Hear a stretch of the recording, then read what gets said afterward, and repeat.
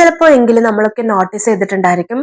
നമുക്ക് കണ്ടിന്യൂസ് ആയിട്ട് mental stress ഉണ്ടാവുന്ന സമയത്ത് കുറേ നാള് കണ്ടിന്യൂസ്ലി നമ്മളിങ്ങനെ ആഹ് പറയാൻ പറ്റാത്തതും, നമുക്കൊരു സൊല്യൂഷൻ കണ്ടുപിടിക്കാൻ പറ്റാത്തതും, എന്നാൽ നമുക്കൊന്ന് എസ്കേപ്പ് ചെയ്യാനും ഒന്നും പറ്റാത്ത തരത്തിലുള്ള മെന്റൽ സ്ട്രെസ്സിൽ കൂടി കടന്നു പോകുമ്പോൾ നമുക്ക് പെട്ടെന്ന് പെട്ടെന്ന് വയ്യാതെ ആവുന്ന പോലെ തുടങ്ങും. ചിലപ്പോൾ അത് ചെറിയ ചെറിയ അസുഖങ്ങളായിരിക്കും. ലൈക്ക് നിരന്തരമായിട്ട് തലവേദന വരിക, എപ്പോഴും ജലദോഷം ഉള്ളതുപോലെ, അലർജി പോലെയുള്ള ഇഷ്യൂസ് ഉണ്ടാവുക, ത്രോട്ട് ഇൻഫെക്ഷൻ, കൂടെ കൂടെ ത്രോട്ട് ഇൻഫെക്ഷൻ, തൊണ്ടവേദന, സംസാരിക്കാൻ പറ്റുന്നില്ല, അങ്ങനെയുള്ള അവസ്ഥ വരിക.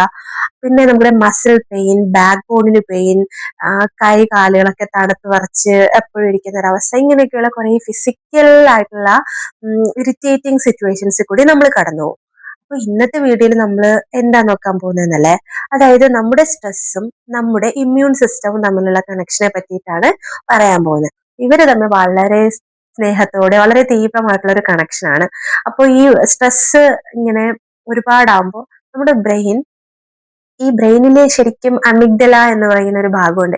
ഈ അമിഗ്ഡലയാണ് ഈ ഡേഞ്ചർ ഡിറ്റക്റ്റിംഗ് സിസ്റ്റം. അപ്പൊ എന്തെങ്കിലും ഒരു അപകട സാധ്യത കാണുമ്പോൾ ഫസ്റ്റ് ഡിറ്റക്ട് ചെയ്യുന്നത് നമ്മുടെ അമിഗ്ഡലയാണ്, തലച്ചോറിനുള്ളിലുള്ള അമിഗ്ഡല.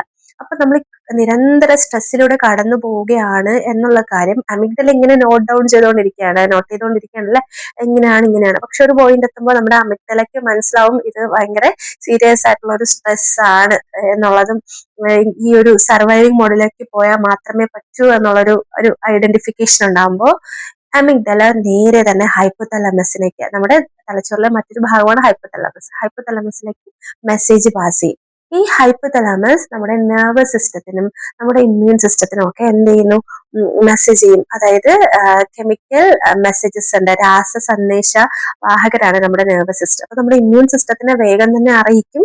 അതായത് നമ്മുടെ ശരീരത്തിൽ ഓൾറെഡി ബാക്കിയുള്ള ആ ഒരു എനർജി ഉണ്ടല്ലോ, അത് ഇനി സർവൈവിംഗ് മോഡിലേക്ക് പോവാം, ഒരു സർവൈവിംഗ് ആണ് ഇപ്പൊ ഏറ്റവും പ്രയോറിറ്റൈസ് ചെയ്യേണ്ട ഒരു കാര്യം എന്നുള്ള രീതിയിൽ പോകും. അപ്പൊ നമ്മുടെ നെർവസ് സിസ്റ്റം ഉണ്ടല്ലോ, ഈ മെസ്സേജ് പല രീതിയിൽ നമ്മൾ അറിയിക്കും. നമ്മുടെ ഇമ്മ്യൂൺ സിസ്റ്റം പിന്നെ അങ്ങോട്ട് വളരെ പ്രവർത്തനമൊന്നും ഇല്ലാത്ത രീതിയിലേക്ക് മാറും. കാരണം നമ്മുടെ ഇമ്മ്യൂൺ സിസ്റ്റം എന്ന് പറയുന്നത് നമ്മുടെ പ്രതിരോധ ശേഷിയാണ്. ബാക്ടീരിയയും വൈറസും മറ്റ് ബുദ്ധിമുട്ടുകളൊക്കെ വരുമ്പോൾ അതിനെ ഓട്ടോമാറ്റിക് ആയിട്ട് പ്രതിരോധിക്കുന്ന സംവിധാനമാണ് നമ്മുടെ ഇമ്മ്യൂൺ സിസ്റ്റം. നമ്മുടെ ശരീരം ഫൈറ്റ് ഓർ ഫ്ലൈറ്റ് മോഡിലേക്ക് പോകും. ഒന്നുകിൽ പോരാടുക അല്ലെങ്കിൽ ഓടി രക്ഷപ്പെടുക എന്നുള്ളൊരു മോഡാണ്. അപ്പോ ഓടി രക്ഷപ്പെടുക എന്ന് പറഞ്ഞു കഴിഞ്ഞാൽ ഒരു അവൈലബിലിറ്റി ഇല്ലാതിരിക്കുക എന്നുള്ളൊരു മോഡ്. അപ്പൊ നമ്മുടെ ഈ ഇമ്മ്യൂൺ സിസ്റ്റവും നമുക്ക് വേണ്ടി അവൈലബിൾ അല്ലാത്തതുപോലെ ആയിരിക്കും നമുക്ക് ഫീൽ ചെയ്യുന്നത്. കാരണം നമ്മുടെ എനർജി, ബാക്കിയുള്ള എനർജിയും കൂടെ എടുത്തിട്ട് ഈ ഒരു പ്രതിരോധ കാര്യങ്ങൾക്ക് ഉപയോഗിച്ചു കഴിഞ്ഞാൽ നമ്മൾ പിന്നെ തീരെ ഡൗൺ ആയി പോകും എന്നുള്ളൊരു സ്റ്റേജ് വരുമ്പോഴായിരിക്കും ഈ ഒരു പ്രതിരോധ പ്രക്രിയകളൊന്ന് കുറയുന്നത്. അതുകൊണ്ടാണ് നമുക്ക് ഈ കണ്ടിന്യൂസ്ലി സ്ട്രെസ് ഉള്ള സമയത്ത് പെട്ടെന്ന് തന്നെ നമുക്ക് പലതരത്തിലുള്ള അസുഖങ്ങൾ ഉണ്ടാവുന്നത്. ഈ ഒരു സാഹചര്യത്തിൽ നമ്മുടെ അഡ്രിനൽ ഗ്രന്ഥികൾ എന്ത് ചെയ്യും, സ്ട്രെസ് ഹോർമോൺസിനെ പുറത്തേക്ക് വിടും. പ്രധാനമായിട്ടും 3 തരത്തിലുള്ള സ്ട്രെസ് ഹോർമോൺസ് ആണ് നമ്മുടെ ശരീരത്തിലുള്ളത്.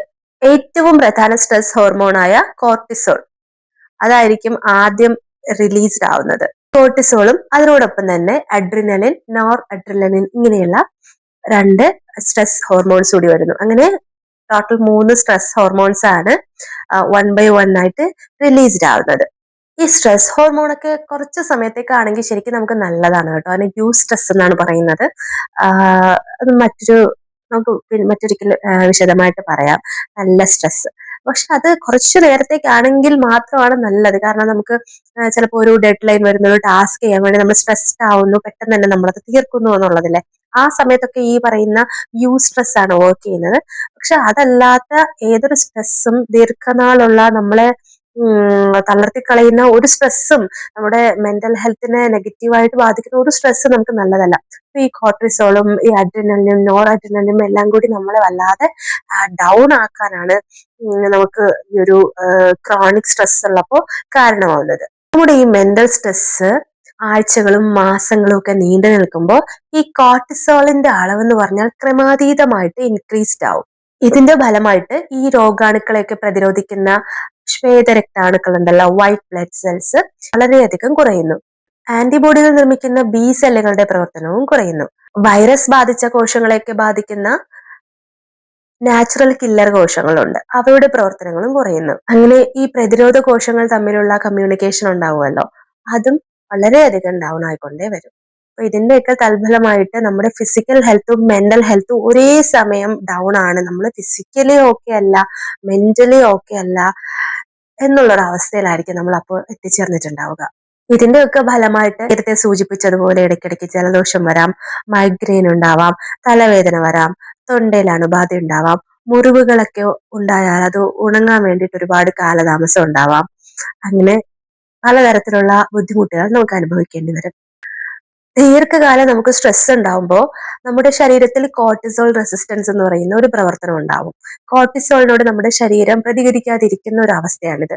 ഇങ്ങനെ വരുമ്പോൾ നമ്മുടെ ശരീരത്തിൽ ചെറിയ തോതിലുള്ള എന്നാൽ സ്ഥിരമായിട്ടുള്ള ഇൻഫ്ലമേഷൻ ഉണ്ടാവും. അങ്ങനെ ഉണ്ടായി കഴിയുമ്പോൾ നമുക്ക് ഓട്ടോ ഇമ്മ്യൂൺ ഡിസീസസ് വർദ്ധിക്കാൻ ഉള്ള ഒരു കാരണമാകും. അതുപോലെ തന്നെ ഡിപ്രഷനിലേക്ക് പോകാനുള്ള ഒരു സാധ്യതയിലേക്കും ഇത് വഴി തുറക്കുന്നു.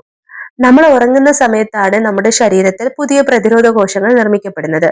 പക്ഷേ നമുക്ക് ഉറക്കവും കുറയും. ഈ ഉറക്കം കുറയുമ്പോൾ നമുക്ക് ഈ സ്ട്രെസ് ഹോർമോൺസ് കൂടുമ്പോൾ ഫസ്റ്റ് നമുക്ക് ഫീൽ ചെയ്യാൻ നമുക്ക് ഉറങ്ങാൻ പറ്റുന്നില്ല എന്നുള്ളതാണ്. ഈ ഉറക്കം കുറയുന്ന സമയത്ത് പുതിയ പ്രതിരോധ കോശങ്ങൾ നിർമ്മിക്കുന്ന ആ ഒരു പ്രവർത്തനവും വളരെ മന്ദഗതിയിലാവും. അപ്പോൾ ഇത് നമ്മളെ ബാധിച്ചു തുടങ്ങും. നമ്മുടെ കുടലിന് നമ്മുടെ പ്രതിരോധ ശേഷിയുമായിട്ട് വളരെ വലിയ ബന്ധമുണ്ട്. നമ്മുടെ തലച്ചോറുമായിട്ട് വളരെ വലിയ ബന്ധമുണ്ട്. അപ്പൊ നമ്മുടെ കുടലിന്റെ പ്രവർത്തനങ്ങൾ, ദഹന പ്രവർത്തനങ്ങൾ എന്നിവയൊക്കെ ഏറ്റവും നെഗറ്റീവായ രീതിയിലുള്ള ഒരു ഇമ്പാക്റ്റിലേക്കാണ് പോകുന്നത്.